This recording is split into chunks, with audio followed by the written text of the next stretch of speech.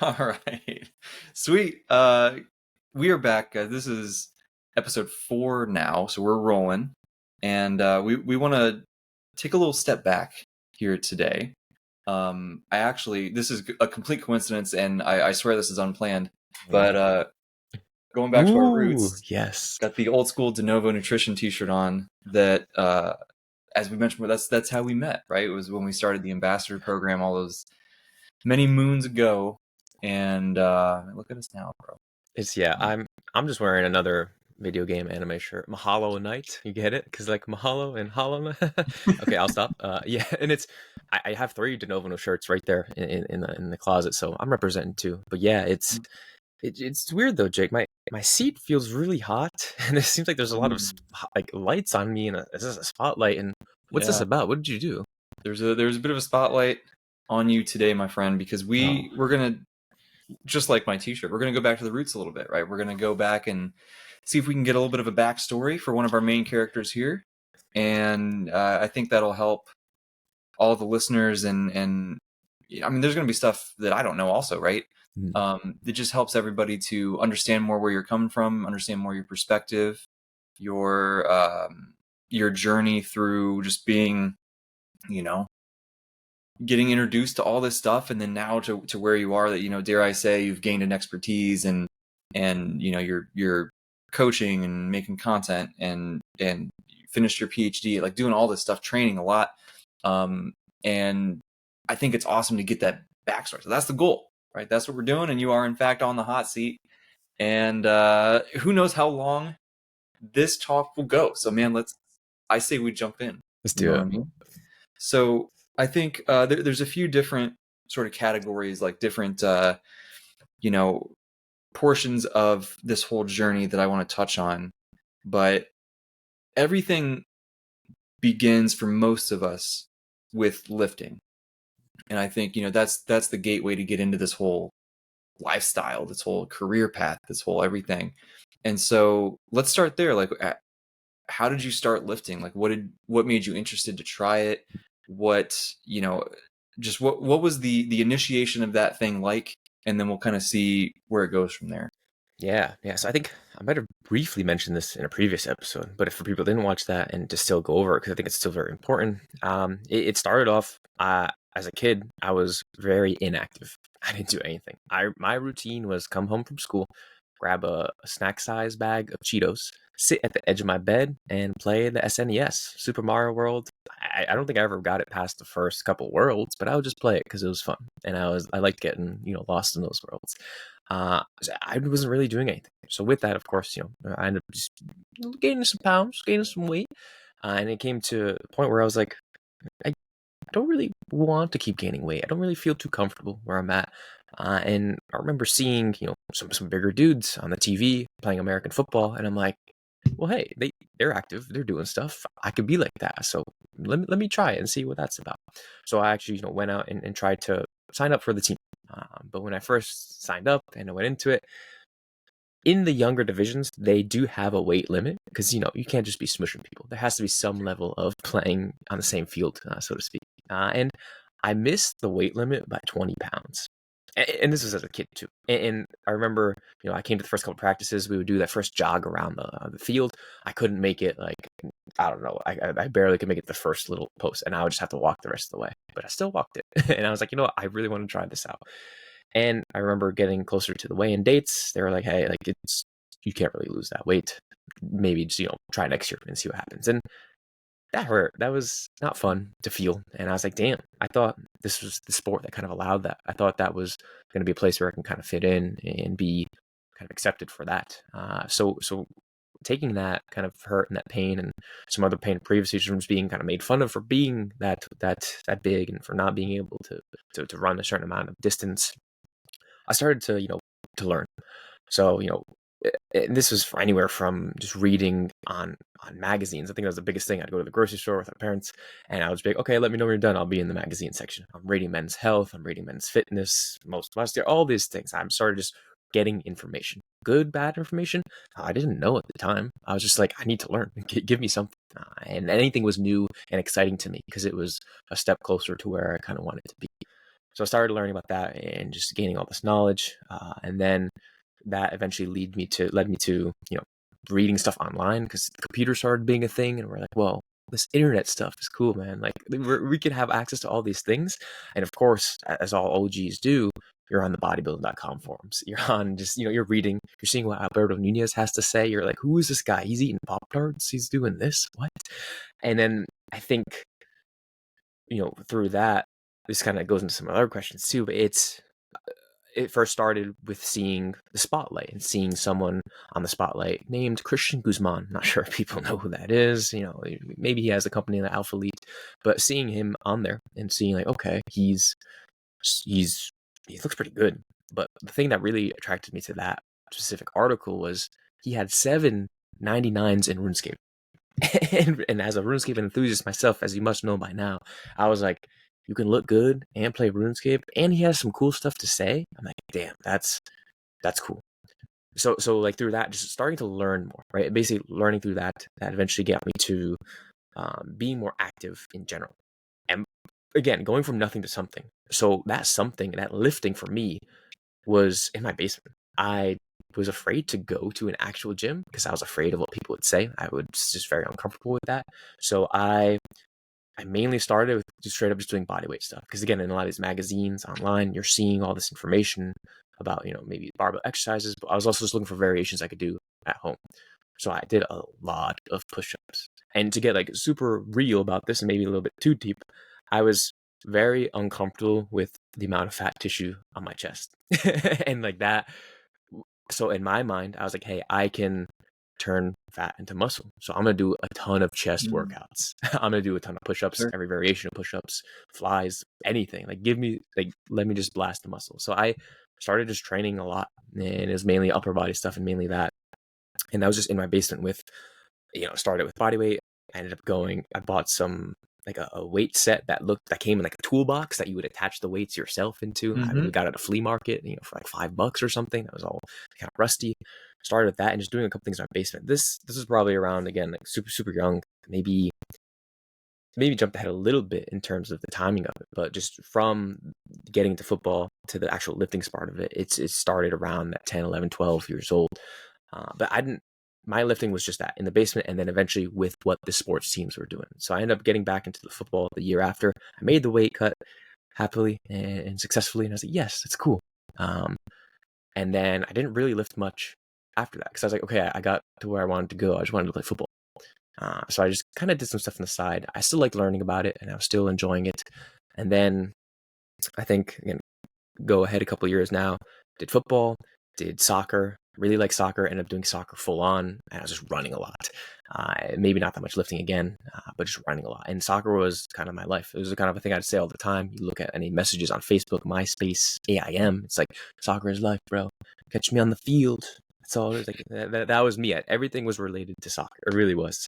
And then soccer stopped. And I didn't know what to do because it was like one of those things where it's like, am I going to keep going on with soccer? Like, am I going to be a professional? Before that, am I going to go to college for soccer or whatever it might be?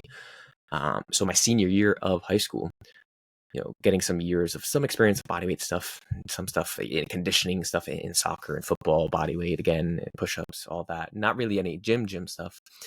Senior year, I was like, you know what? Let's see what a gym kind of looks like, because I've never been in a gym, and I did like doing that kind of lifting and the exercising to some degree. So let's sign up. So it was for my birthday, senior year. I asked my parents, like, hey, for my birthday gift, can I sign up to the gym? Birthday's in April. Sign me up.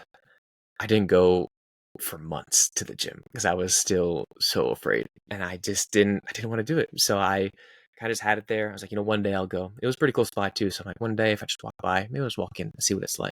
But then I found out some of my friends went. And when I found out when my friends went, I was like, dude, please take me with you. Like, I kind of just need someone to help me get in there because I'm afraid. So like, you don't have to train me or anything. Just go with me and like show me what things look like.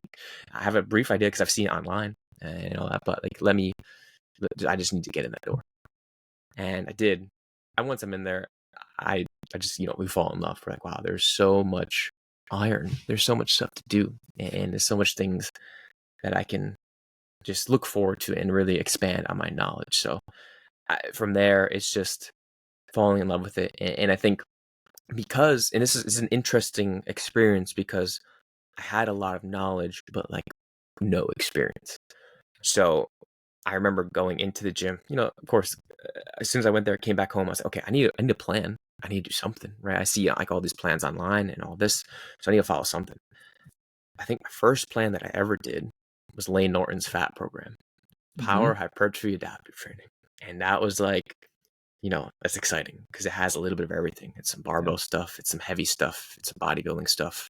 It's a little bit of it all. And it had legs. And I, very early on, so I like doing things that people don't do.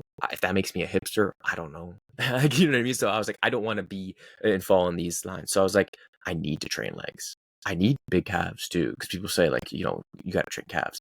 Mm-hmm. So I hit legs. I hit legs hard, and I fell in love with training legs because I was like, because Lane Norton too was like, dude, you're squatting heavy. We're doing it. Leg press, load it up. Here we go.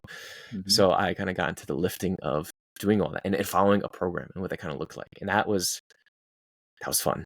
That was, just having direction, having goals, having things to work towards, and just being excited about, you know, the next day in the gym. It was hard not to think about it. So yeah, I talked quite a bit there. Is there questions from that, or is there things I can touch upon a bit more, or what are Yeah, you thinking? I do have a question. So as you're kind of talking through this, it's interesting to me that it seems like a lot of the experiences that kind of spurred you towards trying the gym could have been very negative, and they could have, I mean, they were negative, right? I mean, it's why they were motivating, but it could have really like rooted into your brain as this strongly negative thing and cause all sorts of, psychological and emotional things that you had to work through. And I'm not asking you to, get into all that stuff right now, but I find it very interesting because, like, knowing you are a very positive person, and it's, I just find it interesting that you had this, um, you know, you started because you were unhappy and uncomfortable and got made fun of and things like that, and you were able to turn that into this such a positive thing, and it didn't like latch onto your personality and all this kind of stuff.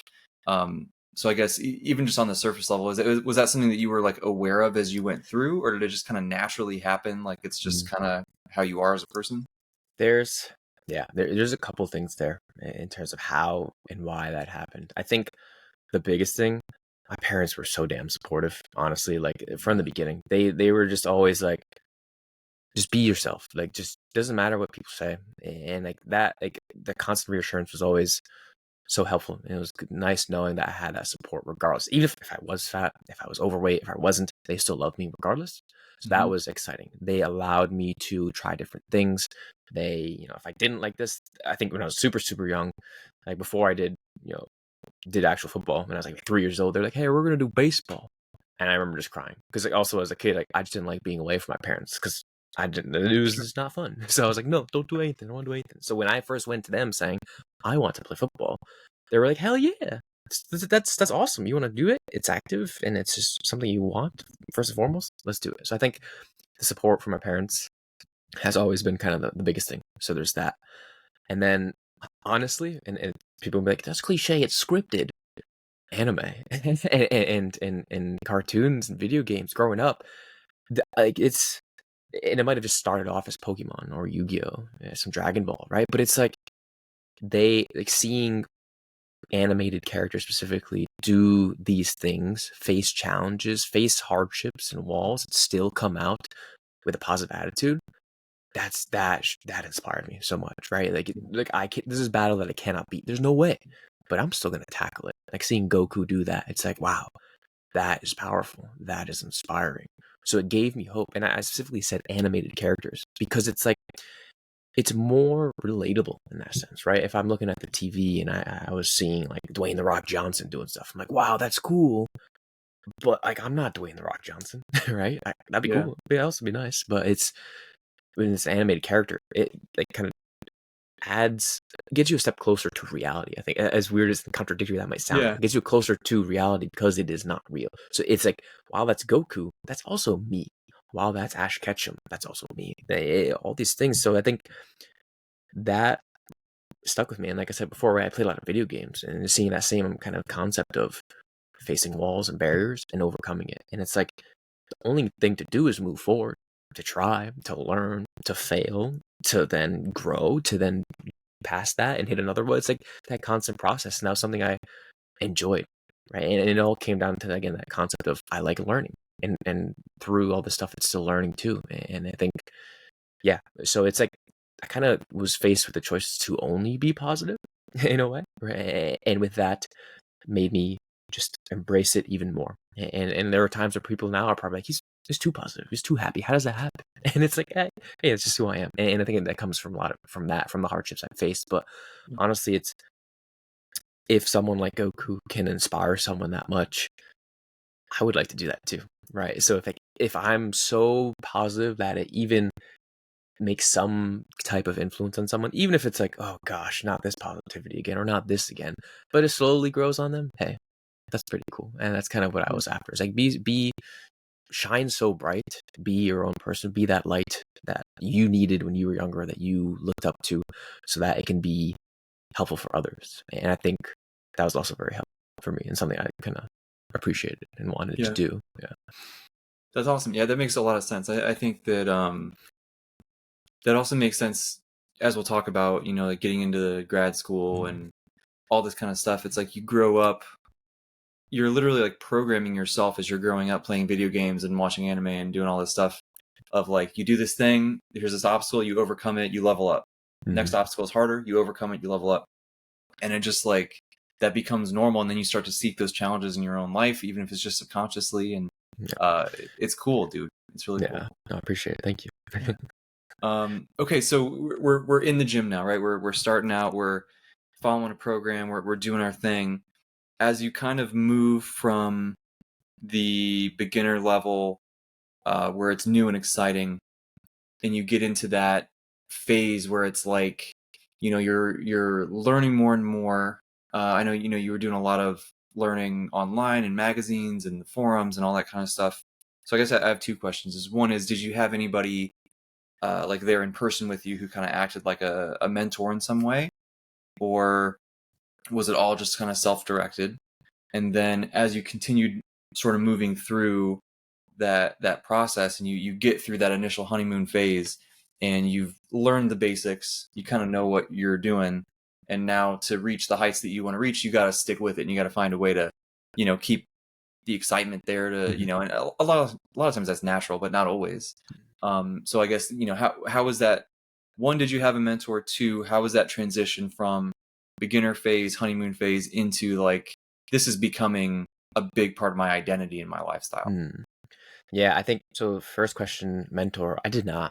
So I think that's both good and bad. Bad. Yeah.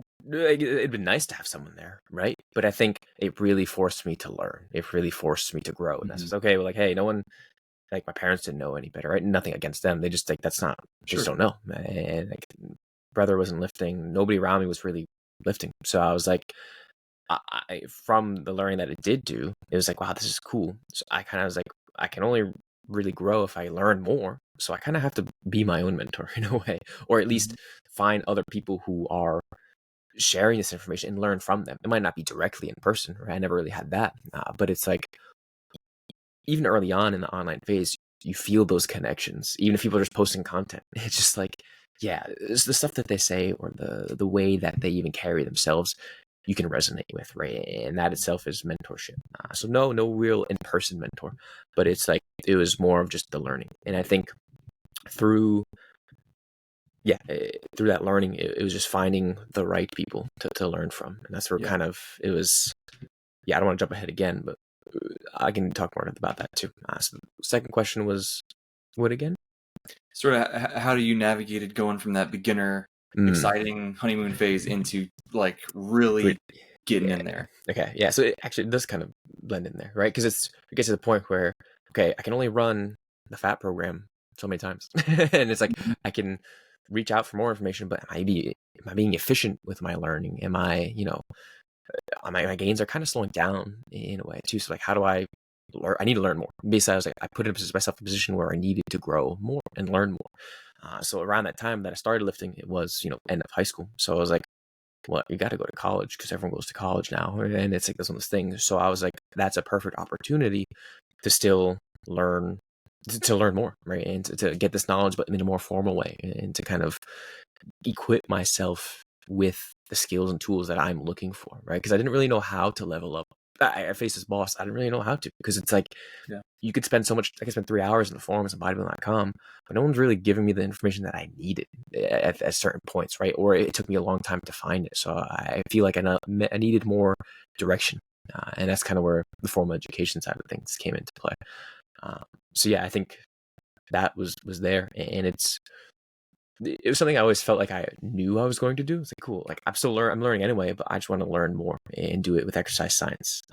But that desire to learn more, I think, really came from, again, it was mainly YouTube. It was mainly like Norton stuff. It was mainly Christian Guzman stuff. And I'm talking about like Christian Guzman when he had like that very small studio gym where it was like proud, never satisfied on the wall. And he was always taking pictures like this next to it. And it was like, this was before, and not saying like, I know him before he was big and cool. It was just like, it, it started early, and like that stuff really resonated with me. Obviously, you get to Christian Guzman, you get into Matt Ogus, and there, I think that's when the big level up happened, right? You see Matt Ogus. I still remember the video too, and he was like warming up, and he was talking about Eric Helms. I'm like, who? What do you mean? You have a coach? That's so cool. Like, that's interesting. So I'm like, wow, this guy looks this good. He's producing content. He seems like he knows what he's talking about, but he has a coach, and he's having someone tell him what to do. I'm like, that's awesome. That's really cool. And then from there, learning about what Eric Helms is, watching the muscle strength pyramids on the YouTube, I was doing that while doing my undergrad stuff, right? So I was like getting into undergrad, the formal side of things. It was great. I really enjoyed it, but I wanted more, and I'll never forget. And I was going from class to class, and I'm kind of just learning. So I'm going from class to class, and I'm listening to podcasts. And in those podcasts, I felt like I was learning more than I was in classrooms, or at least more stuff that I wanted to learn, right? Because of course, and I'm not saying formal education is bad, but like, you need to learn your chemistry, you need to learn your physiology, the basics. You need to have all that stuff. But it was like, once I got that down, I was kind of like, well, what's next? And that's where, like, coming from the background I had, it's like, well, I know I like learning on myself. I know where to kind of look for some brief information. Plus, I've already found these people who are pretty good at what they do in terms of producing content and teaching. So let me just keep learning from them. And then it's just more learning. And through that learning is where you can get through those difficult phases of the honeymoon phase is over. Now what? Learn more. Here's more information. Now, time to hit the gym. Time for another training arc. Put in the work and see what happens. Oh, here's another wall. And you just repeat that cycle kind of over and over. So yeah, that's awesome. So you kind of use education and knowledge as the driver to keep the motivation high. And like they kind of fed into each other, right? It kind of turned into this cycle that just helped everything progress upward. That's super cool. Yeah, and it's like, when you're learning the stuff and you're putting it into practice and you're seeing results, and it's interesting thing to say that, because I never took progress pictures. I was never really focused on like results, as weird as it sounds. I honestly like really love just being in the gym and the learning. So I, like, again, kind of had to fall into that pretty early on, which is, I think, such a good thing though, because now it's like, that's where I can do this for years. But it's like, I just love doing it, and I love that constant growth, mainly mentally though. I was never like, cool, loading up the bar. I was still tracking it, man. I was writing notebooks all the time, because Lane Norton's like, you got to keep track of your progress. You got to know you're making progress. Matt Ogus would always be writing in his book, so I was like, yeah, it just makes sense. And I still have all those books too, which is really cool. But so I was just embracing all forms of progress, but more so that mental progress. And I think that's, looking back, it's like, like you said, it kind of makes sense. Yeah. Right. And it's kind of, it makes me like nostalgic in a way. I'm like, damn, I didn't realize it back then. I'm not like, cool, I need to focus on the progress, because I'm going to do bodybuilding at some point, and I need to be at this and do that. It's more of like, this is in front of me. This is tangible again, and it's just enjoy it. Because like again, growing up, parents like just do what you like, be yourself. So that just stuck with me throughout as well. Anime characters are like, man, just have fun. There's always not, there's the training arcs, but there's also the filler episodes where they're just, oh, we're Yeah. going to the beach today and we're having Yeah. fun. And I loved those because again, it shows real people. It shows authenticity. Yeah. Where like everyone needs to relax, everyone needs to do this, everyone needs to enjoy stuff. So it's like, while you need to level up, you can't level up if you're just beating yourself up too much. And when you face these walls, sometimes it's not more learning, sometimes it's not more training, sometimes it's not more volume, all these things. It's you need to fuel up, you need to rest. So yeah, Yeah. it was like, yeah, just kind of embracing learning and growth. Yeah. I love that. I want to dive a little bit deeper into the school academia stuff, Yeah. but one last question on the training front is, has that love and that passion really been here the whole time, or have you had to navigate any like long stretches where it's just like, dude, I just don't want to do this, or I just don't have the, I think a lot of people, when they get into this and they have that initial really fun, they're just starting, the progress is fast, and they're like, this is amazing, it's always going to be amazing. And we don't, at least I didn't think about that there was going to be a day where I'm struggling to go to the gym because I just don't want to. And like, that's a weird thing to, because I know that the future version of ourselves that we think about is somebody that has consistently been going to the gym. So we know that like subconsciously down there deep somewhere, we want to go.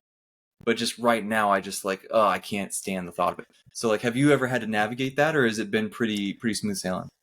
I think there's never been long stretches of like, man, I'm taking a month plus off because it's just I'm not having it right now. Yeah. Especially when I actually started training and lifting weights, just like in undergrad and type thing. And there's always instances of like, oof, I don't really want to train today, but it's never anything big. And I think to first address like why that is, I think again because I just focused on enjoying myself in the gym. I really just didn't care about if the weight was really going up that much. Again, still noticed it and still was focused on it, but it's like the gym became such a big part of my routine that it was like, well, yeah, I'm going to go to the gym. Whatever happens there kind of happens, but like it helps me wake up in the morning. I like to go early, start the day off, start, on a good note, stacking habits even in these things, meeting other people there. Like it's just like almost a no-brainer to just go. Whatever kind of happened. It might be a great session. I still have intentions. It's not like I just show up lackadaisical and like, oh yeah, like I'm just walking around and waving at people. It's like we're still training, right? But it was weird. And I think again, just kind of looking back at this backstory, it's like, well, yeah, anime characters they showed up every day, even if they got beat up. When it came to football practice, soccer practice, those things too, I still showed up. Like I had terrible sessions and in that way too, but like I learned early on in that way. It's not like one bad session doesn't mean the week's over or things are over in that sense. So it was like I never really had big stints of it, but I think there was always instances of oof, like I just don't want to train right now in small regard, and that might be a couple days, couple weeks, but it was one of those things where it was external factors were influencing that, and I think I was able to recognize that kind of early on and be like, okay, it's not that I hate the gym right now or don't want to be in the gym, it's that I got this advanced exercise physiology test that I need to study for, so maybe I don't spend more than an hour at the gym. So I think I didn't really face those big instances. And I'm not trying to say that as like, yeah, I didn't go through that. Like, I'm elite. I am a pro. It's more of like, I had to put in the work so early that those habits were instilled that just became second nature to me, honestly. Like it really did. Yeah. And it's a testament to being process oriented, not outcome oriented, Yep. That's awesome, dude. I'm happy that you. Yeah, it's like sorry. I just go. Here's the question. Here's the answer. Like it's not really much to it, but I think, and that's something that I think has helped me a lot today. Right. Obviously, just being able to still navigate all these things and still be process and just like love the process, and that's just such a big thing in itself. But it's funny because I'm kind of lost for words because I've never really been asked that, and that's why like this is an interesting topic. And then in my head, I'm like, damn, I didn't realize how much work I actually put in, and like that's Yeah. cool. It's cool to recognize that, because again, like this, and I've told you this before. Like, it's hard to acknowledge our wins. Yeah. So sitting here, I'm smiling because I'm like, damn, I put in work so early, and I didn't Yeah. recognize it because I was so focused on like just loving stuff and being there. So For sure. It's a lot, dude, and it's super yeah. cool, you know? So along very similar lines of loving the process and just kind of that organic forward movement that happens when you're focused on the process and just learning more and all that stuff. We're in undergrad, we're training, we're doing our thing. I can't remember if you've just told me this or if you've talked about it on the podcast before, but the process of deciding to do grad school, and I think maybe more interesting in some ways, especially if you've already mentioned this, is sort of deciding on where to go to grad school and what you want to do with grad school. Like specifically, like what sort of research that you were interested in doing, or what people you wanted to be surrounded by. Some of the things that really matter with grad school, right? Because like you can get the degree, and tons of different programs will give you the same degree. It's the same piece of paper, it's got your name on it, all that stuff. But your experience and what you can take out of the program differs so drastically. So that to me is the most interesting thing about grad school. So like how did you kind of, navigate all that stuff, getting into it, deciding what direction to go, finding your home in that world and doing your thing? Yeah, it's an interesting one, I think, too, because it's a lot of the stuff it's blending, and if I'm repeating myself, I apologize, but it's kind of all really does. It's integral to the story of me, so it's like it's cool in a way as well, because it's like sometimes you don't realize like this caused this reaction, which caused this. But I think how it originally started was just in my undergrad, like I said, just being exposed to Lane Norton and Eric Helms, and just learning through all that. I heard about a guy named Mike Zordos. And specifically was reading about Sorry, his. what? I don't know. I don't know who that is. I don't know if he's Greek or Italian or something. I don't really know. It's hard to say his name even to this day. But I heard about him, and I was like, wow, he plays soccer too. I remember he had this like soccer picture as his profile, and he still does to this day, which is fun. Yeah, it was the same one. It's great, and I was like, well, that's cool. But seeing his PhD thesis and seeing specifically Lane Norton talk about it, and I remember it was like he was hosting an event, and he had like a whole slideshow PowerPoint thing on it, and I remember downloading that PowerPoint, and I revisited that so many times because there was always so much information there that was useful. And similar to like muscle strength pyramids, I just contributed to so many views, and that was just ingrained in my memory. Yeah, this is for the listen. This is before podcasts, folks. Like this is what we had to do. Like we had to scrounge to get this information together. Now it's so readily available. And like people are like, oh, he just said he listened to Lane Norton's podcast. When I say that, it's more of he uploaded stuff on YouTube. I had to download it legally, of course, and then get it onto my MP3 iPod at the time, whatever it was, I don't remember, and then play it through that. So it was all, of course, good stuff and legal, but it was like, it was, there were more hoops to jump through. It was not easily accessible. So I think that also added to the charm and the excitement of it, because you're like, oh man, like, yo, you see the new podcast, you see the new Zordos thing coming out? Like, yeah, I got you. I can send it to you. And it's we were dealing information back then. You got a trench coat, you just open it up, it's like YouTube thumbnails. It's like, oh, you said Lane Norton's thesis? Gotcha, here you go. But like, yeah, so that specifically, Zordos wasn't really on much podcast or content to begin with, so it was just PowerPoint. So I didn't know how he sounded, I didn't know how he spoke, all these things. It was more of he put together this presentation about work he was doing, but importantly, work he was extremely excited about, and I could feel that excitement through how it was presented, through the depth that was presented, the flow, all these things, without the voice even being there, which really spoke to me, because I'm like, damn, this person knows what they're talking about. They're saying like it's impressive the amount of work that went into this. So I think that really stuck with me. Like seeing that level was something else. In my undergrad, like again, still being exposed like very briefly to research and stuff. You don't really do too much, honestly, and it's like it was more of getting all that information when I was walking to class, to and from class on the weekends, things like that. But even like slightly before that, as I'm trying to figure out like if I'm going to do a master's, I'm talking to my own advisor. I'm like, hey, I really like learning. I don't want to become an adult. What do I do? Like, can I just learn some more?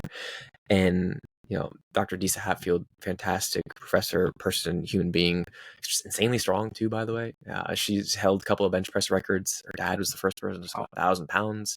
The whole family, the whole like area I was in, and it was just like lifting oriented in terms of my education because she was my specific advisor. So I think that also helped quite a lot. But even then, it wasn't exposed to like research. It was more of like just the learning side of things. So this is my second year of undergrad now, and I was trying to figure stuff out because I remember it was one of the meetings we had, and she had said, she's like, you actually could graduate early with the amount of credits that you have. Because me being me and really like learning, I was taking a maximum credits all the time because I was like, well, yeah, why wouldn't I take all the classes that I can, so long as I can still manage it and not affect the quality. Mm-hmm. So I was like, I can graduate in 3 years instead of 4. And especially at the time where I was at, where I was a little bit fed up with, more formal education, or just wanted more. Even if it was formal, I wanted just more. And I wanted the next step. Asking my advisor, asking her, and it's like, well, I think masters makes sense, right? And through that, making that connection, to, okay, that's a thing. Having in the back of my head of what post undergrad looks like, with seeing Zordo's thesis, seeing like Norton's stuff, like that's a possibility. So telling my advisor that as well, she's like, okay, well, let's see if you like doing research. So there were some projects going on at the time at the University of Rhode Island that I was at, and I was able to help out some master's students, and I hated it. I actually hated it. Everyone's like, yeah, it's a good story. It was not fun. But let me explain why. The research I was exposed to, it was still lifting related. It was still exciting, like seeing how things were thought out and questions and doing some testing. We were doing a lot of pilot testing. That's basically what I was involved with at first. But as some people in research know, pilot testing is not the most fun. So like, having to do sets to failure on the Smith machine and getting a lot of blood drawn afterwards, especially if people don't know how to draw blood and you're just kind of a needle that's getting, or you're just a pincushion getting stuck by needles for practice. That's not fun. So I was like, is this really what research is? Like, I understand like what the outcomes are at the end, but this is what it looks like. Like that doesn't really appeal to me. And then especially too, I would get like homework, so to say, of how to read and to come back with information on. I didn't know how to read research. I would look at stuff like, this is foreign language to me. What are these words? Why is it set up like this? I don't get it. And especially a lot of it was like blood analysis related, or using a measuring DOMs with a pressure algometer. Like I didn't know what a pressure algometer was. And I remember very vividly, this is kind of maybe like a point that took me away from it. I came to like the weekly meeting and I was like, hey, this is like, they asked, what did you learn about pressure algometer? And I was like, yeah, honestly, I just couldn't, it was hard to find stuff. So I don't really know what it was. And like, I understand like how it's kind of like what it's for, but I don't know what it looks like. I don't know any methods of it, all this. And they were upset. And I was like, I don't know what I'm doing. This is another student. So it's nothing against them. It was nothing bad. It was just like misdirection or misinformation that I wasn't really given, and maybe assumptions that I thought were certain things were that I just didn't know. So in my mind, I was like, here's all the stuff that I don't know. Here's all the stuff that doesn't seem too fun. Why would I do research? But that still didn't like turn me back from going to doing a master's degree. And that itself doesn't make sense when you really think about it, right? And I'm saying all this and I'm telling these stories because I think it's very important, because you don't need to love research right away. You don't need to know what research even really is. I went off the idea, the whim, if you would say it, but not really whim, because again, with this backstory, just the love and passion from learning, I just followed that. And in my mind, master's was a next step in level of learning. So not knowing what the hell any of that was, I was like, cool, let's see what we get into. So choosing Zordos basically is what we come down to. When you're choosing a master's student, or you're choosing someone to learn under. Again, I had already Zordos in the back of my mind because I was like, okay, that makes sense. But I was like, I still should apply to other schools. And I did apply to other schools, Dr. Andy Galpin out of California. People that like now we're looking at are just like great in the field. And early on, just being exposed to them, like, cool, these people align with what I want. But I was so set on working with Zordos that I to a fault almost, where it kind of almost bit me in the ass in a way. And I think I might have mentioned this previous story before too, but briefly, I was getting, letters from all these other schools saying, like, hey, you got accepted, but we need to know if you're coming or not, because if not, we're going to give positions to other students. And I was like, haha, yeah, could you give me a couple more days? Because I haven't heard from all my other schools. I basically just haven't heard from FAU in Zordos, and I was freaking out. Mm-hmm. So, but again, I was like, I really need to learn from Zordos. All the stuff he said, that PowerPoint, again, that's ingrained in my mind, seeing how he navigated that, seeing the work that he's putting out, that's someone I need to learn from. That's a sensei. That's like going back to the anime again. That's someone that you look up to and you're like, he has answers. He has growth for me. He has a path that I can take that is going to help me to progress in some regard. So I was like really set on that. And then, long story short, someone at the admissions office forgot to pass down my paper, and it was 2 weeks before school started, and they're like, oh yeah, you got it. So within 2 weeks, I was like, cool, I have to go from Rhode Island to Florida, figure out the housing situation. I missed out on graduate assistantship opportunities because it was too late by then, but I want to learn from Zordos. And I followed that. So that's how I landed at FAU. Any add-on questions from there, or should you want me to continue that story? Yeah, I mean, I got just one quick thought is that the fact that you went anyway, despite the stress of the 2 weeks, not having the GA position, which for anyone listening who's not aware, the GA position is like the cheat code to grad school. Basically, like at least it's different in different programs, but at FAU, they pay for your tuition and you get a stipend, right? So it's not a ton of money, but it's enough to help pay your rent or whatever. And without that, it's a big financial swing. It's a big financial swing, especially if you're paying out of state tuition, if you're not a Florida resident yet, and all this. So and knowing Dr. Zordos as we both do, that is something that is not lost on him one bit, that you took that hit on the chin because you wanted to be there and learn from one of the best in the field. And like that's a big, I would imagine that moment right there is a big reason why you're doing what you're doing now, right? And why you've been able to do the cool stuff. So as a lesson to anyone listening, if you really want something, even if it's not perfect, sometimes you gotta take some punches. But I think it just comes down to, it's so cliche and stupid, and I hate even saying this, but like if you really want something, you're just gonna do it anyway, and like that's a really I don't like that mindset in some ways, but in other ways I do, and I think this is one area where it's it can really serve you well, Yeah, and as people can probably piece together with my story, it kind of makes sense that I was that way too, right? Because being exposed to the love of learning so early, being exposed to the mindset of growth and how important it is, it's I again, and all the anime stuff, it's the right mentor is so important, even Yes. if there are a lot of risks involved, and there were, and it's not to say like that, and it's definitely not that easy, right? We're not trying to minimize, like, bro, just go out of state and just do it. Like, who cares?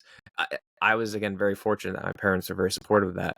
It was still stressful because they were like, "What the hell? Like, what's going on?" Or, like, your brother went to masters and he knew like months ahead. Like, isn't that the same thing? And they weren't doing it in a bad way, but they just didn't know. They were using their Sure. previous experiences, and it was like, yeah, I know. I remember crying so many times because it's like, I know it's just Zordos and this guy and oh, please just like trust. And they trusted me. And again, I'm so grateful for that because it really all did pan out. So it wasn't that like a whim, like, you know what, just follow the wind, follow the heart. It was like follow my heart because I had to grow this heart right to that Yeah. point where it can be followed, where I understand risk reward, I understand the right mentors, I understand the importance of knowledge, all these things, right? So it's like it's not just a one-off thing. It's just a culmination of all that in a way. So Yeah, preface it like that. Yeah.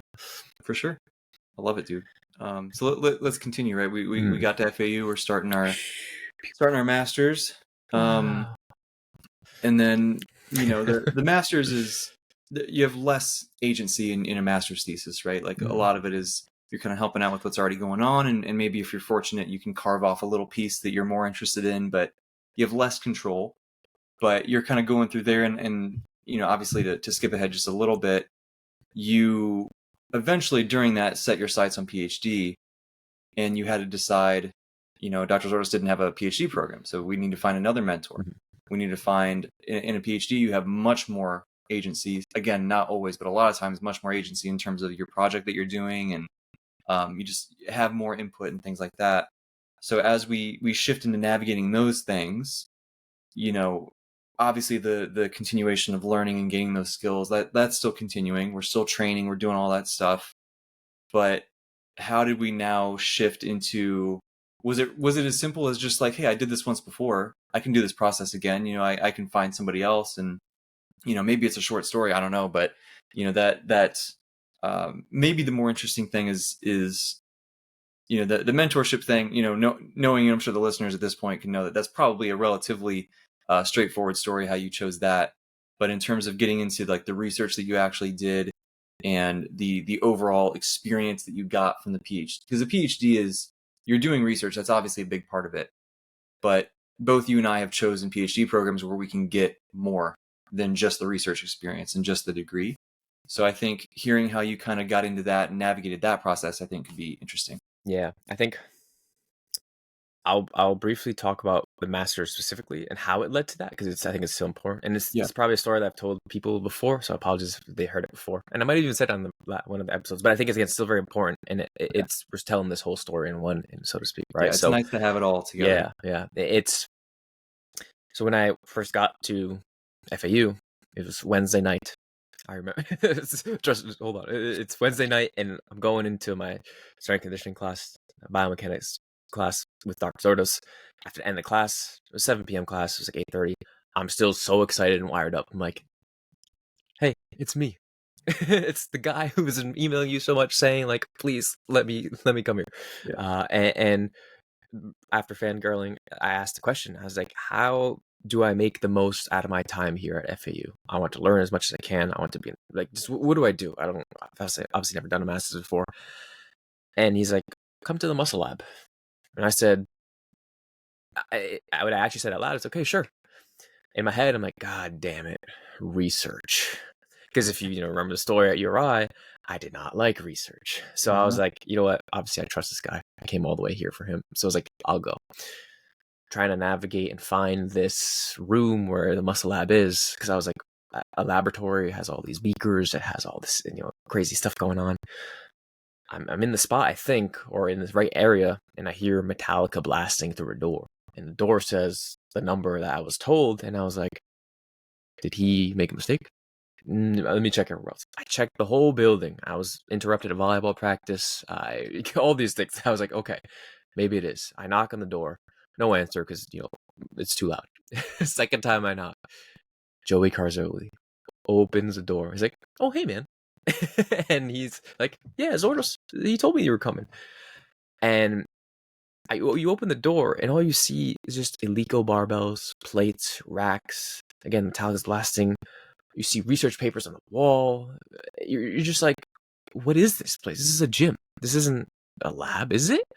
So then sitting there and hearing about what the muscle lab is changed my entire perspective about research, about life.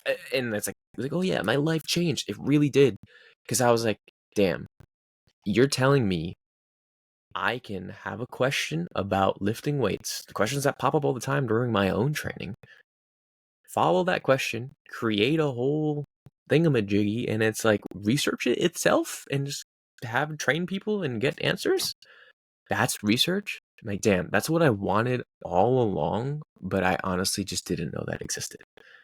And that was like a full circle thing for me, because it was like, I just, like we talked about just briefly before, following my heart, following what I want to do, focusing on just like, I want to learn, I want to do this. And like, okay, now it makes sense. It took years and years for it to kind of make sense, but now it does.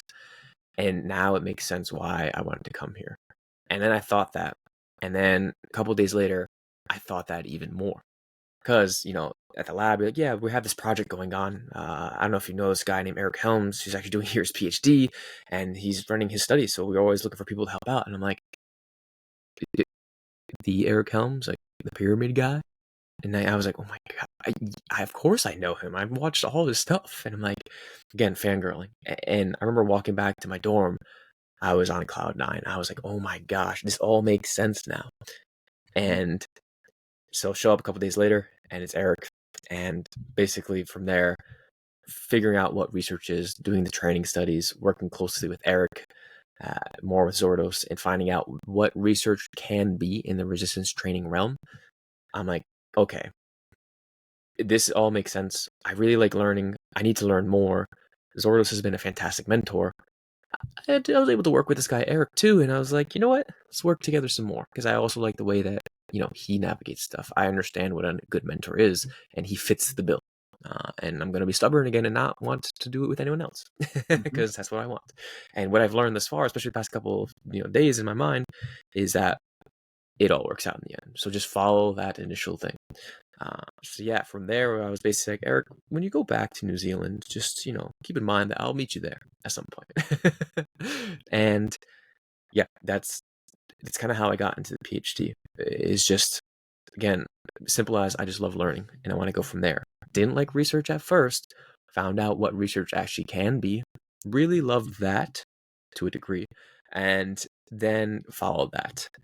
I put that caveat of to a degree for a reason, because there were things obviously in the masters that you learn of approaching research and doing it all. There were parts of research I didn't like still, and this was still the lifting research side of things. If Eric's listening to this, he's gonna laugh because he's like, "Yep, I know. I don't like writing. I don't like the scientific writing, especially like just putting all together, the publication process, all that. It's not as fun as data collection is to me. Some people are probably just like, what do you mean? Like, data collection is so boring. It's the worst part. I'd rather just do all the writing and all that. Nope. Put me in the lab, talking to the people, collecting the numbers, all the small stuff, making people feel comfortable, just having a good time.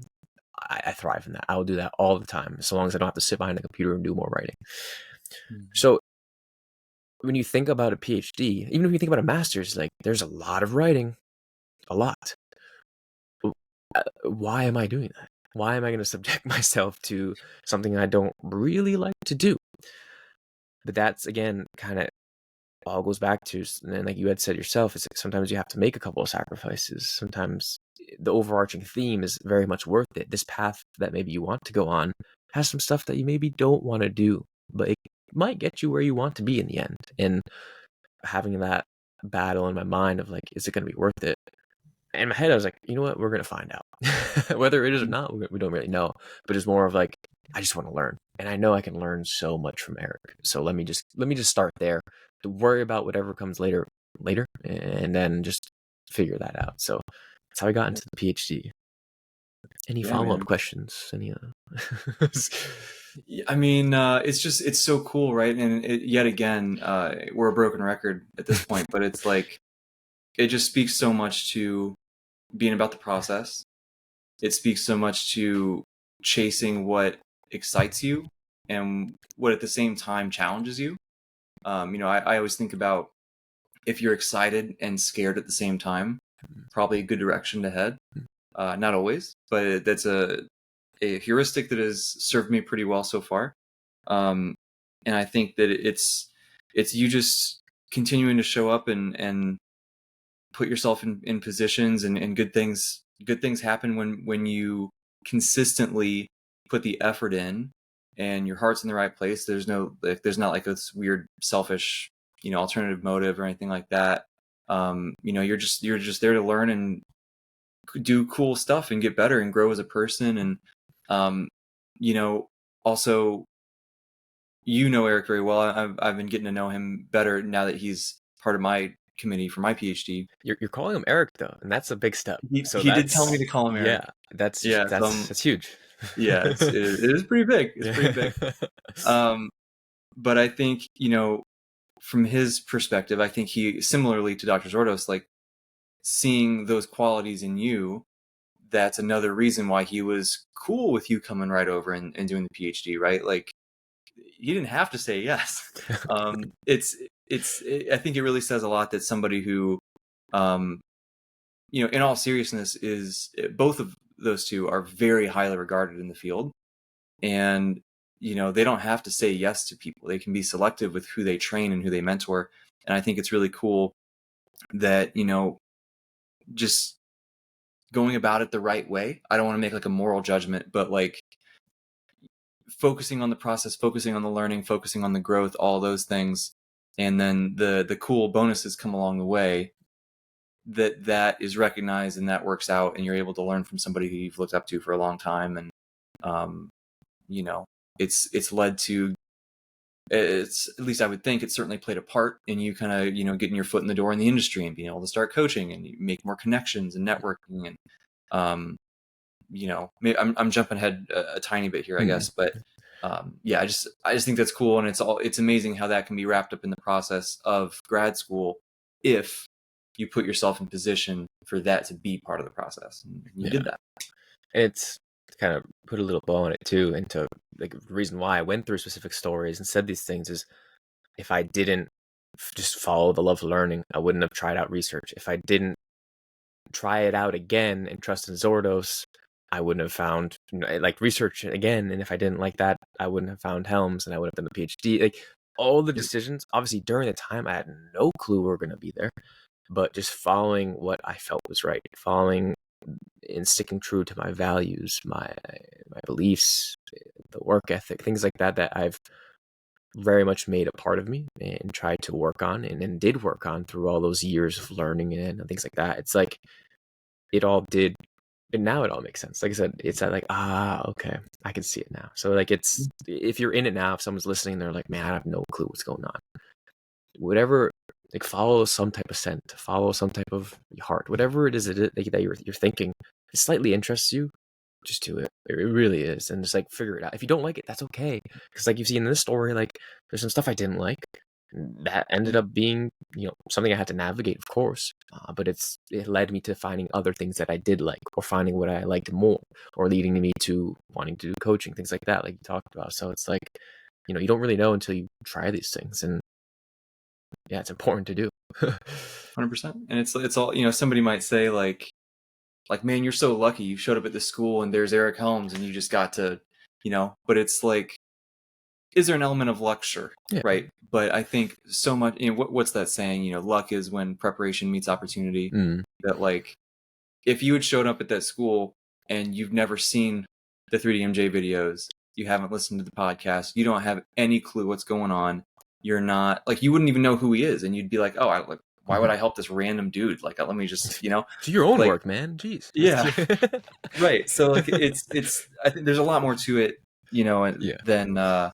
than just this random opportunity, right? Like, obviously that is part of it, but we're all also lucky to have been born now when the internet's a thing, so luck is such a big thing, but there's so much of it that's not luck, and that it's, you deliberately making choices and putting yourself in that position, and there you go. So I guess, from there, you're as you're going through this PhD process, and, you're doing research, you're doing the, your favorite part of writing, and moving through, getting things done, getting projects done. And I think a lot of, at least in my experience, a lot of the PhD is like checking boxes of not every day is super exciting. And there's a lot of data collection, it's a lot of writing, and it's a lot of reading papers, and it's kind of monotonous. And there's a big element of just sort of perseverance and sticking with it. And so I think to kind of wrap up the grad school portion of this, how was that for you, of going through the PhD and sort of facing those challenges, and while everyone keeping in mind, like, he's still training, right? And he's still, I'd imagine still doing some learning on your own. And the coaching stuff, I think, started during the PhD, right? It wasn't during the master's. So like so there's a lot swirling around as you're going through this process. So kind of what was that all like? Yeah, it's so like you said, there's so much going on. There are some things that are just makes the days fly by and be easy. Some days that aren't. They're all important, and they're all get you closer to that, to where it is. So it's like, it was, my experience was, I think I would say unique in a couple different ways. I think one, the program at AUT is unique in itself where it's just research. So I don't have to take classes, which is another bonus of why I really wanted to go there. Because I was like, you know what? I love learning and I love certain things, but I don't like taking tests. I like being a bit more in control of my learning and how I learn, because maybe I don't learn that great 100%. by taking tests. I need hands-on stuff. I need to be in the lab. I need to have conversations with people, trial and error, whatever it might be, right? So I think finding those things out, it made me more, I just desired more to be at AUT for that. So there was that. And from there, when I arrived, I was like, seeing, again, learning so much at FAU in the Muscle Lab of how important collaboration is and working with others and creating that community within the lab. I really wanted to help bring that to other schools because Zordo says it all the time. And he's like, man, we have it so good here. You don't realize, a lot of other labs, people kind of stick to themselves. They don't do other things. They don't really help each other out. And in my mind, it just made no sense. So I was like, no, that needs to be the norm. So when I came to AUT, and maybe this was, what Eric was also excited for me to help with because he saw how well it functioned at FAU himself when he was there, and he knew that I did too. So he's like, hey, together we can do this. We can start helping, create that system. When I arrived, kind of, same couple of first days I was there, I was like, hey, what projects are going on? How can I help out? Throw me in the lab. Data collection, writing, no, but data collection, I'm in there. Go ahead, I'm there. And just that was so cool because I was able to, again, just be part of so many different projects and help other people get to their end goals and create that nice little community, create these friendships, do this collaboration, and just create an environment that really fostered learning and growth and excitement to learn, not only for us as researchers, but the participants. And that was something that was very important to me and something that I really wanted to work on when I was there. And I think we did it. I really do, especially at the time that we're the batch with me included of students were Eric's first PhD students, right? Yeah. So there was still some resistance training research going on, but not very specific powerlifting, bodybuilding type research that we were kind of into, and just like the sport specific, maybe, right? The practical side of things. So we were working with very little in terms of that, right? We didn't have illegal bars. We didn't have really any racks, no machines. We were just working with a rack that was there. And we had to buy a couple of other things, right? And create that spot and create the environment. So it was cool to be part of that and to help grow that and to face those challenges itself of like, okay, damn, Zordis was right. We really did have it well over there. We struggled to get participants. We going through struggles of what research can be, but having that be with other people and not facing that alone because we each took the time and effort to lend a hand to each other was so important. That was very special. And I think that was such a good thing with PhD. And that made it so much easier and enjoyable for all of us. So like whenever these hard times came up in my mind, I'm like, you know what? Like it's damn, this is so much going on, but let me ask for help because I know Andrew's gonna be there. I know Ivan's gonna be there. I know Kai's gonna be there. Right? Other people that I was able to do work with. Kedrick's gonna be there. Alyssa. Like that was just so cool. And like just think about that. I'm so grateful for that because it's like it makes the hard times easier. Like I said, and it's not always there. And people's PhD experience is not like that all the time, which is unfortunate. But again, because we all took the effort to create that, it happened, right? So I think again, it's kind of another reason to just do stuff, to not follow kind of some of the norms in a way, and to make sure that if you have to put in that extra effort, it's going to be worth it, right? Because it helps everyone out. And it's not that we came with the intention like, okay, let me help out with this dude's study so that he helps me out so I don't have to do this. It's not at all. It's like, oh, I can't wait to do data collection because, me and Andrew get to just talk or we get to hang out or we get to lift weights together and music or whatever it is. It's like you get excited to be there and it just makes everything more fluid, more enjoyable. So yeah, that was very helpful because then that just outside the lab created everything else that was nice too, right? You're there till 1 a.m., but you look over the computer and you see Kedrick there just dancing and doing his own work too. And you're like, you know what? Yeah, we're in this together. It's cool. We're still here. So 100%. it's yeah, that navigating the tough times was helpful because of the community, because of the people, right? And it's so important. And I spent some time talking about that because a PhD can be so isolating. It can be so difficult. You could feel so alone, but it really doesn't have to be. And then, again, it might take some effort, might take some vulnerability to be like, I need help, or to be like, Mhm. oh, hey, you're doing this research. That's pretty cool. Tell me about it. And then, like, starting to create friendships or whatever it is, because through that, it makes, again, everything easier. So yeah, it was interesting. It was cool. You have some follow-up questions for that? Because like Yes. So you're in the middle of this process, right? Um, when you start coaching. So I guess, right. when along this timeline did you decide that you wanted to coach?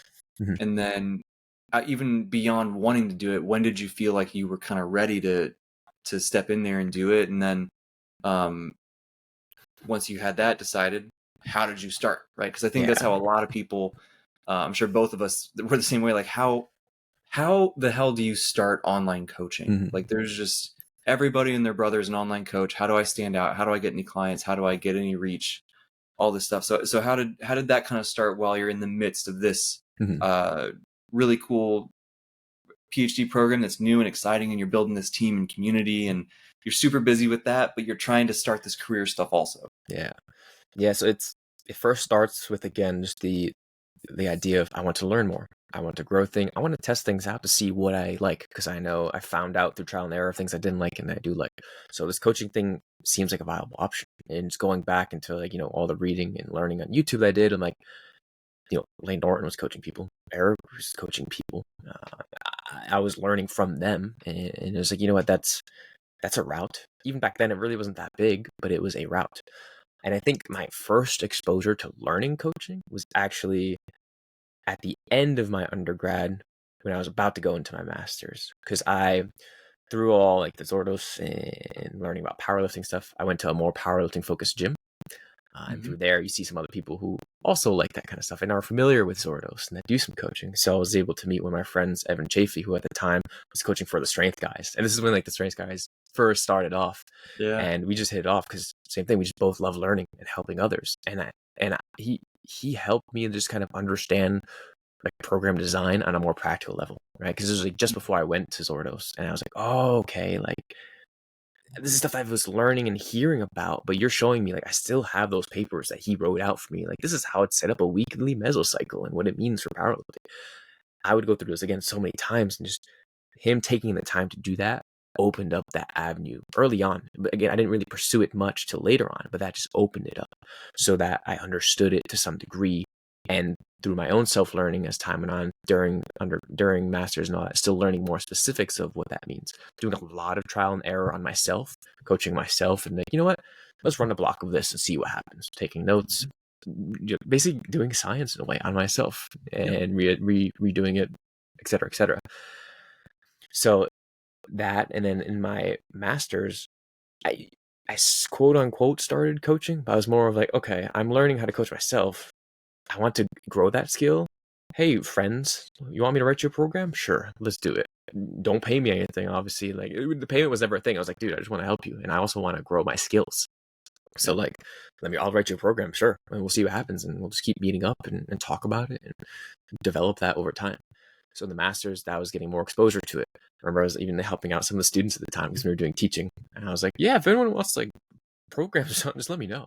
And at the time, people don't really take it up. There was a couple Sure. every now and then. I'm like, yay, let's do it, Yeah. and it's you get to learn that and teach to some degree. So then come to the PhD, and it's you know Eric's just a phenomenal mentor in general. Early on when you get there, he makes you create that 5-year plan. Everyone talks about like where you see yourself in 5 years, what are the things you need to be doing, where do you want to be, what excites you, all that. And coaching was on there because having that slight experience, it was basically just a way for me to teach and to help other people and to Yep. educate people. And thinking back to young Colby, and not having a mentor and not having someone give me direct information, I was like, I can be that person that I needed. Maybe I can be that people need, that person that people need. I can just help other people and get other people excited about lifting weights. Because if you can't tell, I like lifting weights, and it's a lot of fun. Again, there's so many benefits to it, but you really just fall in love with it. And I want other people to experience that to any degree, right? It doesn't have to be competitive, whatever it is. So I remember talking about that 5-year plan. So then Eric's like, yeah, we need to let's explore this avenue a little bit more. Um, And then he had mentioned a couple weeks down the line, he's like, yeah, so I got an email from Greg Nuckols, Eric Trexler. I don't know if you know him. I was like, dude, of course I do, because it's Stronger by Science. And they were like, we're looking for coaches. And they asked me if I knew anybody. And I'm going to tell them you if you want to. And I was like, I was in shock. I was like, Mm-hmm. Stronger by Science? Again, because I was reading all their stuff, learning all their stuff. I was like, absolutely. But then I was like, are you sure they want me? I was like, I've never really like officially coached someone. I have experience, right? And I have like that knowledge, I think. But he's like, well, yeah, it's, I will help you out if you need to. Like, you have any questions? And then he's like, Zordos told him that he recommended you too. So right there, when I hear the words Zordos and Helms recommended you, that enough gave me so much strength. To this day, that gives me still so much strength. And I tell them all the time, I'm like, honestly, just knowing that you're in my corner, you don't even have to do anything. You don't have to say anything. Just knowing that you're there gives me so much confidence, so much strength, everything. So like, again, it's just, that's so cool to say. And it's It's insane. But amazing. like, it's, so for that, I felt confident enough to do it to some degree. I was still very nervous. I still didn't start off that great, but I was like, you know what, let's do it. So I started coaching through there with Stronger by Science, and through that, just honing that skill. And it's cool because there's such a wide variety of clients that you can get, especially through Stronger by Science. People who never really lifted before, people who want to lift competitively. So I was really putting my skills to the test and facing more walls and things to learn and things to overcome. Because I was like, okay, well, I've never coached before, period. I've never coached people online before. I never coached people in different parts of the world and the country. So how do I need to navigate these things. I need to get these skills. And that deep dive in a way and kind of throwing myself in the deep end helped a lot because I really had to learn. And again, this kind of goes back to young me. It's like, well, you're at point zero. You need to learn to grow. You need to get that inner Goku going, get the Naruto going, all that. It's time to do it. And for me, that's extremely motivating. Not knowing a lot of stuff is very motivating for me. It can be very scary for some people. And like I said before, it was scary to some degree, but it's important to not let that fear overcome you. And again, that's kind of a theme of this whole story, right? It's like there's so many fears, there's so many uncertainties, but just go. So I think For sure. I just went, and I went with not knowing. I went with doing it kind of poorly. I went with growing and just started coaching people. And I still coach a Strong by Science to this day. It's phenomenal, and it's an interesting realm to be in because like it's so cool. You can train people in anywhere in the world and have a really big impact because it's training is just teaching, but it's very specific teaching. It's stuff that I really like. It's stuff that I want people to be excited about. It's kind of crazy that it's a job. It's kind of crazy. It does not feel like a job to me. It's like, oh man, I get to do this amazing thing. That's cool. Stuff that I would do for free before, stuff that I still do free today sometimes. It's just like, I get to do this, and that's amazing. And like all the stuff is again culminated and reached to this point where I can be able to do that because all the work has kind of come together in that sense. So yeah, and then here we are just teaching people, and it's fun, man. It's really fun. That's amazing. Yeah, I love it. And it like you said, it fits with everything. It's you just throwing yourself in the deep end and learning as you go because you found out that that's how you learn the best. It's you putting yourself in position for cool things to happen, and when they happen, like you've done all the prep work that you're ready to seize the opportunity. Like you could say yes. You didn't have to be like, oh no, I don't have the slightest idea what I'm doing. So you can take advantage of all those opportunities. You can take advantage of the connections that you made over time just by being excited about learning and doing your thing.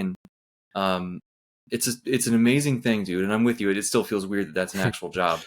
But it's super cool. And now, you're going through that, and then you're getting into like some of the content creation stuff, and it's like the circle. It's like a full circle moment where, you started out where you're just seeking out all this content to try to learn, and now you are the expert producing the content for other people like young you who are trying to just learn from ground zero.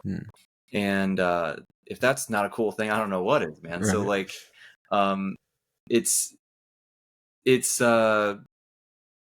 I imagine it's a similar story because we've had some very strong through lines through all this. But as you kind of got into that game, and well, I guess maybe that's the question, right? Like, was that a similar process of you just jumping in and like, hey, I'll learn as I go, but I'm just excited to help people and learn how to do this?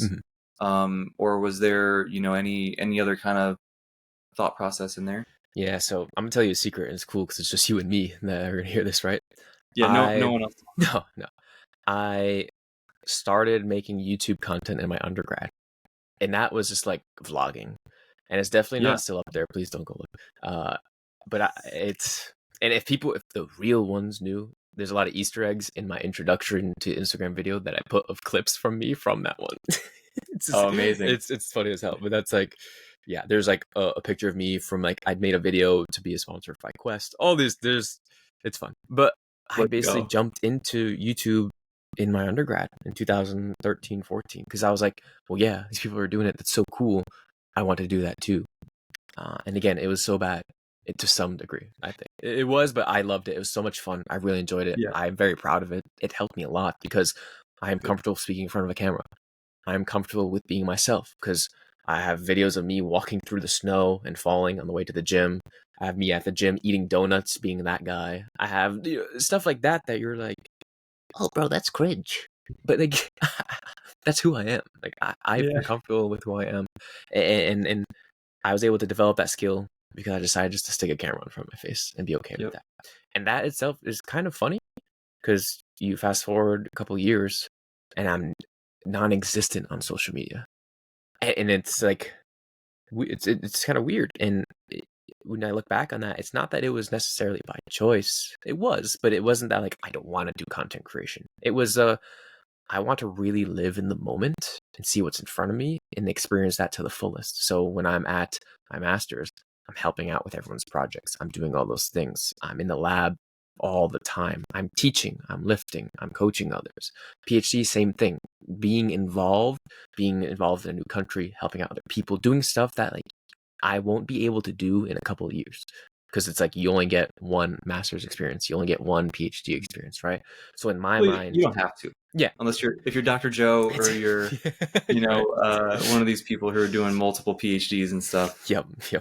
But So it's, yeah, I was like, I really want to just embrace that as much as I can.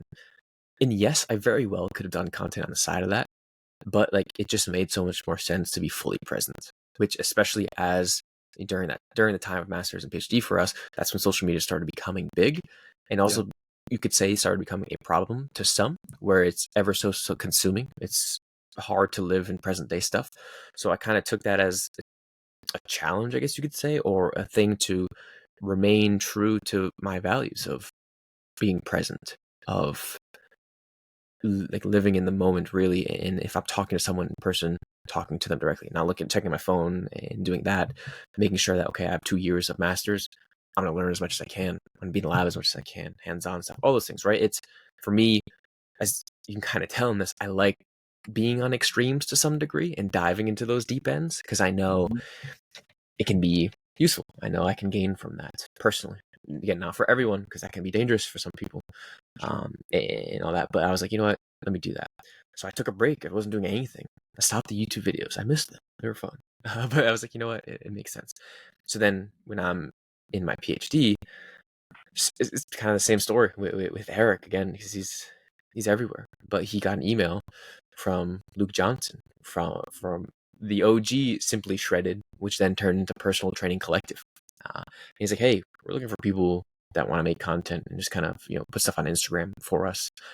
And I got offered that opportunity in kind of the same process where like, okay, you sure? Like, I don't have any experience doing this. Like, I don't think you want to see what I quote unquote my experience is. It's me eating donuts while deadlifting and being like, yeah.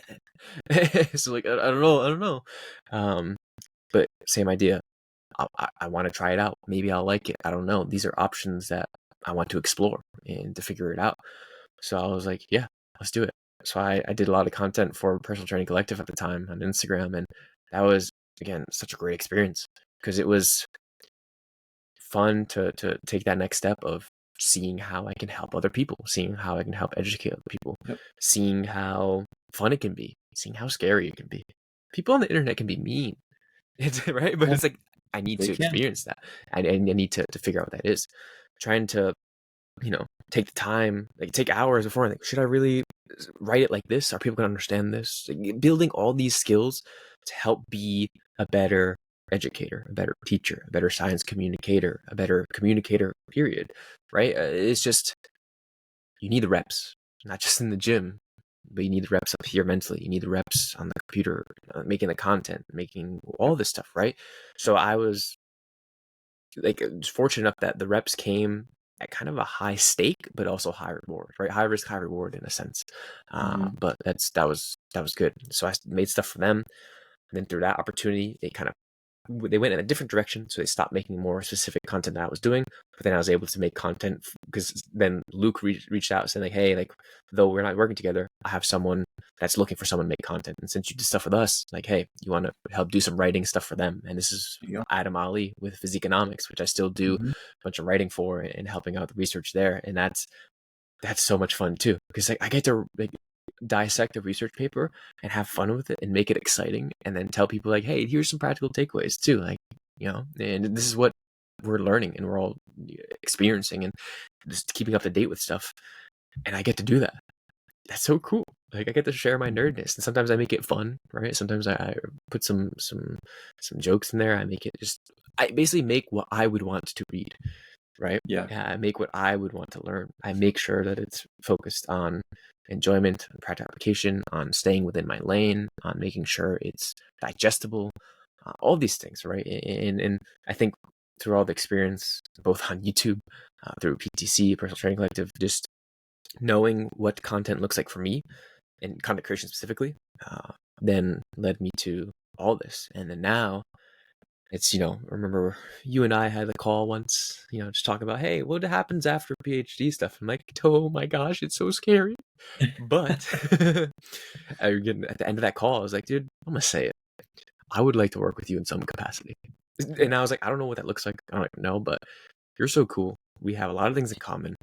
I want to learn more from you. I want to grow from you too. And like all these things, like you're someone that I need to be around, because there's so much to gain, and you're just such a good human being. And I'm like, I need people like that in my life. And I know how important that can be, especially as you get older, not to be like, I'm in my age. It's as you get older, you really figure that out. And that's where a lot of this wisdom and experience comes from over time, as you figure these things out. And what I found out is you need to find people who are as weird as you, who will Yeah. nerd out over Exactly. research, over anime, over Yeah. books, over RuneScape, but that are going to be there, and they're going to have your back, and are going to tell you when maybe you need to pull things back a bit, or maybe when this thing could be better, or that you're doing great, and just be authentic with you. And that's why I was like, dude, let's do something. And like, all in line with all this stuff, it's like, let's make content, right? We had similar paths of like, we like consuming content. We can see how valuable it can be. We've put in some reps of, getting to a point where maybe we should start sharing some stuff more. And you were already doing that. And I remember when you started with the crew at DDS, Data Driven Strength. I remember like just being so happy, because like I said, we started, being like just familiar with each other through de novo, and then seeing you get involved with content and coaching. I'm like, damn, he's doing like all this great stuff, and it's so cool to see him grow as a person. And that inspired me so much too. So I was like, that gave me a lot of, fuel to the fire to just start doing stuff too. Because I'm like, damn, I need to start making something, right? Because it's like, Yeah. what good is all this stuff in my head if I can't just share it with others, right? Again, going back to 100%. values of helping other people, I really need to. And especially seeing other people put out stuff, again, not putting others down in any way, but if anyone is putting out content, that almost is a reason for people like us to put out content too, right? Because it's like, hey, we're not trying to be cocky, but we have a good idea of what we're talking about, and we have this experience. We're having these calls where we're saying, hey, this is me. This is why you should probably listen to me, and to some degree, it was like, man, I'm almost doing a disservice to myself and maybe others by not making content. And I really like it. It's fun, right? And if Yeah. like it's yeah, if you can't tell by this call or other videos that I make or things like that, I like to make it fun. It might come off as weird, quirky, whatever it is, but like, that's me, and I'm gonna be me. So 100%, man. Yeah. Yeah, that call was huge, dude, and Mhm. it was so funny that you said that you threw out the, hey, we should do something, and like I was, and I told you this before, like I was about to say that too. Yeah. So we were already, you Mhm. know, our cycles lined up, man, and we were thinking the same thing, and So, um not to say I did it first, but this is really not it, but not even lying to you, in 2018, my first year at FAU, you can ask some of my friends that I was with because I remember talking about you because you were asking me questions about like, hey, how did you do this? I'm not yeah, even yeah, lying. yeah. I haven't told you this yet either. But I remember very close friends, and I was like, man, in the future, like this Jake dude's so cool. And they were like, how do you know them? Oh, talked a couple times on Instagram. And they're like, and you're speaking like you've been best friends with them since you were young. And I said, yep, I know. But it's just the feeling, man. It really is. Sometimes you just And know, man. and I told that person from that on, I was like, you know what? Like, there's gonna be something in the future. There's got to be something. And Yeah, fast forward, it was like 6 years, and I said what I told someone I would say, and I said, it. And now we're here. that's Yeah, crazy. it really is. That's how cool is that, man? Yeah. Yeah, it just, yet again, dude, I'm so glad we're doing this, and as we've said before, we're very similar in a lot of ways. We're different in some ways too, which I think is really good. Mhm. And we can complement each other, and like just like you said, I trust you completely to like be honest with me, and if I'm dropping the ball, or if this isn't good, like you'll be very nice, obviously, but you will speak up, Yeah. which is very important. And um I'm very glad that this whole journey we've talked through, this whole, I don't even know how long this video is. Geez, almost an hour and a half. They're hour and a Sorry, half. people. But this whole journey has, led to you becoming who you are, who is just an awesome person in so many ways. And you've learned so much, right? Like you're very uh intelligent just with the subject area, but I think even more importantly, through your mentorship and through your just dedication to learning, like you've learned how to learn, you've learned how to critically think, you've learned how to be, well, I don't even know if you've learned this or if it's just an innate, personality trait, or from your parents maybe, but just, you're very empathetic, you're very emotionally intelligent, you're very, you're so good at just interacting with people and teaching and helping them. And I think that's part of why you're a really good coach. And like that to me is the secret to coaching. Like knowing the information matters, but like so much more important is those skills, right? So I'm so happy that you've gotten all that, and that now our paths have crossed multiple times, but now they're like, We're on the same path very, we're on the now. same path, dude. We're walking We have hand in hand. successfully, What? we have done the fusion dance, and we are here. And I couldn't be happier, dude. I'm so excited for this. Yeah. And I think maybe to end us off, a good kind of final thought is this path that you're on now and what you see in front of you. What are you the most excited about? Like what gets you, just, you wake up, you go train first, of course, Yeah. but Yeah. then you're like, man, I can't wait to like make progress towards this thing. Well, besides getting to hang out with you more, of course. Stop it. It's I love it's how this is the episode about you, and you're finding ways to make it about me here at the end. because I am nothing without you, Jake. Don't you know that already? That really is a part of it. It is exciting to work more with you, but I think I think just kind of letting other people, like lighting other people's candle and letting them Yeah. see our experiences and letting them know it can be them too. Right? Seeing how Eric and Zordos, Norton, Matt Ogus, all these people were big influences on us. Some of them know it, some of them don't. Like I don't think Matt Ogus Mhm. knows who I am, but it's just like being like having that chance to even help one person and then be like, here's my hand. Like, come with us. Just you'll learn Yeah. something. Have a good time. Like, let me just hang out with us. Have it like learn, fall in love with something. Fall in love with learning. It doesn't have to be learning about lifting weights or anime or For anything. It's sure. just find comfort, find peace, find some laughs. All right, just knowing that there's that avenue that I can actually do that is it's so cool. Like I ever since starting this thing, oh, I get so excited just like thinking about things that I can create. Like, man, if you see my notepad list, it's huge.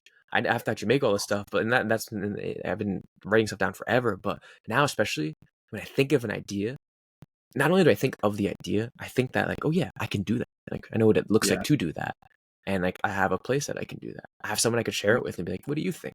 And I have, this all these endless opportunities to create period, and that's so cool. Yeah. So I think, yeah, just that ability to again be the person that maybe I needed when I was a kid, to be just someone, just to be someone, I think is really cool. And I have always been someone, and I can say that too. Not like, oh yeah, I'm Colby, man, but it's, as you've kind of seen in the story, being comfortable with yourself and really learning about loving yourself, about growing, about your journey, about the ups, the downs. That's tough. That's can be scary. That's so important. And that's all of us though, right? We all go through these training arcs. Maybe I had to have one really early on, but that's just sometimes how it is. And that's how I became the person I am. So through this, you can learn something too, maybe, right? And that idea that's awesome. Yeah. It's beautiful, dude. I love it. Well, there you go. There's your entire life in an hour and a half. Oh gosh, I'm surprised it was that long. Jeez, I was like, oh yeah, so anime, video game, lift weight, done. that's the short story. Yeah. Well, thank you so much for being vulnerable and honest and sharing all that. I think that's really valuable for people to hear. And is, I was aware of a lot of that, but not everything. I learned some new things about you today, which is really fun and really cool. And yeah, man, just thanks for putting it out there. It's my pleasure. Yeah, and thanks for asking the right questions, for helping me stay on track, pulling me back when I maybe went a little bit off some tangent, because I'm like, oh yeah, it sounds cool to talk to, but yeah, it's if only we could do this, and maybe I could ask you these questions. And like, I just want to learn more about you. Do you think how can I do that? Well, maybe our next episode might be like that. We'll see. Don't tell them too much. I guess they're gonna have to tune in and find out. Until next time. The title of the next episode is like Jake interview or whatever. Perfect. Spoils the episode. As always. But yeah, man. So anyone listening, Colby's social media and coaching info is linked in the description of whether it's Spotify or Apple Podcasts or whatever the podcast app you're listening on, or on the YouTube. It's all there. So if you like what you heard from this fine fella here, then go check that stuff out. Just to say hi too. Like, it's fun to have chats. It doesn't have to have any attachment to it. We can just, again, community. That's what we're after. That's what we're creating. So we can just chill. 100%. 100%, man. So all right. Well, I think that's it for today. Thank you everybody for listening. This has been awesome. It's been a blast, and we'll see you next time.